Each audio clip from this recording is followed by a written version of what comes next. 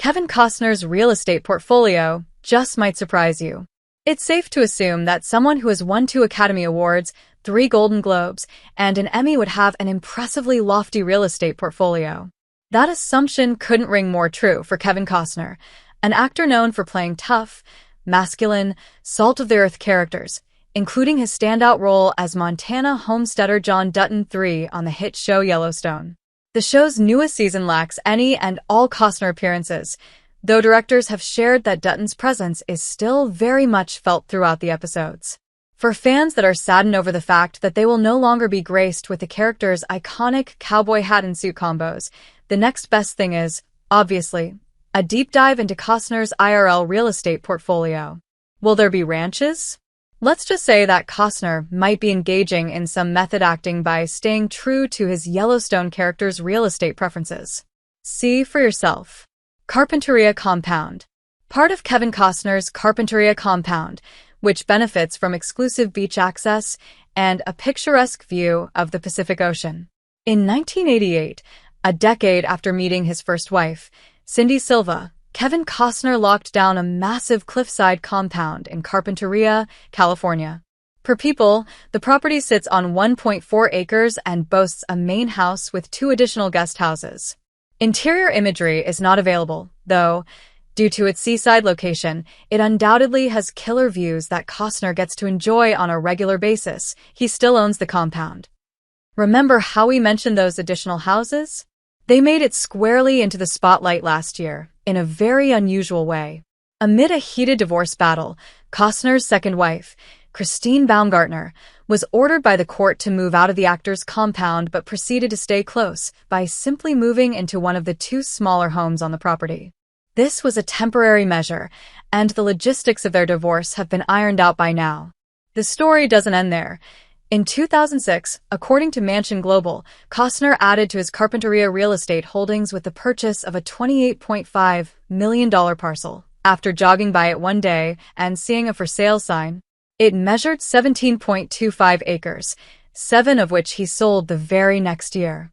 This particular piece of land already included a modest house, the outlet reports, but Costner's visions of building out a larger home, pool, and guest house were never realized. He did convert the on-site polo field into a baseball field, though. In 2017, Costner put 2825 Padaro Lane, his freshest addition to the compound, up for sale, with an asking price of $60 million. Said sale was not in the books for him, apparently, because Costner ended up taking it off the market and still calls the perched-on-a-bluff Abode home. Notably, in 2023, the actor revealed that he had to mortgage that particular property to fund his latest film project, a 4-movie Western epic called Horizon, an American saga. Costner's entire Carpinteria compound is currently valued at about $145 million. Cañada Flintridge Home.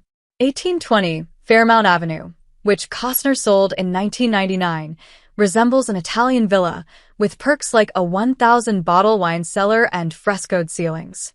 While still married to Silva, in 1989, Costner decided to commission a home that was a stone's throw away from the Angeles National Forest. The manse's design direction? Italian palazzo, according to 1820 Fairmount Avenue's Redfin listing, evident in its hand-painted frescoes, Murano glass windows, Venetian plaster, elegant loggia, and garden plus pool vistas that just might sweep you off your feet. Stone finishes here are many, along with arched doorways and candelabras. In case all of that isn't enough, there's also a standalone connoisseur's retreat with a downstairs game/tasting room and a 1,000-bottle wine cellar. Per the listing, Costner spent a decade at this striking residence, selling it in 1999 for $2.69 million. Spanish-style L.A. Abode. According to the Los Angeles Times, Costner copped a home in Los Angeles' West Side region for close to $3 million. This was in 1995, the year after he split from his first wife. Not much is known about the space beyond what was reported by the outlet, mainly that it clocks in at about 9,000 square feet, has 5 bedrooms, and benefits from bells and whistles like staff quarters, a pool, gym, and library. The stucco exteriors of the house are very hacienda-like, and we can imagine similar vibes when you step inside. Costner sold it to Ryan Seacrest in 2006 for a profitable $11.5 million. The TV personality then renovated and expanded the digs to his liking. Dunbar Ranch. Kevin Costner buying a ranch is something his Yellowstone alter ego, the Dutton family's patriarch John Dutton III, would no doubt sign off on. This did, indeed, happen in 2000, when Costner acquired 160 acres of majestic mountain land, minutes away from downtown Aspen, Colorado, and proceeded to build a luxury retreat of sorts, lovingly named after Costner's character, Lieutenant Dunbar, in the 1990 flick Dancing with Wolves. There's a lot of public information available on Dunbar Ranch, and for one key reason, it can be rented out when Costner isn't present, which usually occurs during the winter months. Per the New York Post, we have a hunch he hibernates in Carpinteria. The retreat, managed by broker-associate Amy Mottier of Coldwell banker Mason Morse, has 3 separate residences with a total of 12 bedrooms and 8 bathrooms, spanning approximately 6,000 square feet. They can be rented separately or together, with the latter option costing a cool $36,000 per night. Personally, we'd be satisfied with just the views here, provided by the lake, rolling hills, mountains, and thick pine forests Costner settled on as the site of his Colorado dwelling. If you're the type to get bored easily, however, know this. Those who rent the ranch also have access to a la carte services like ski instruction, massages, private Pilates classes, and beyond. Playing on the property's baseball field, chilling in a treehouse, dog sledding, and canoeing on the lake are all additional options for how you can spend your time in the celeb's bucolic sanctuary.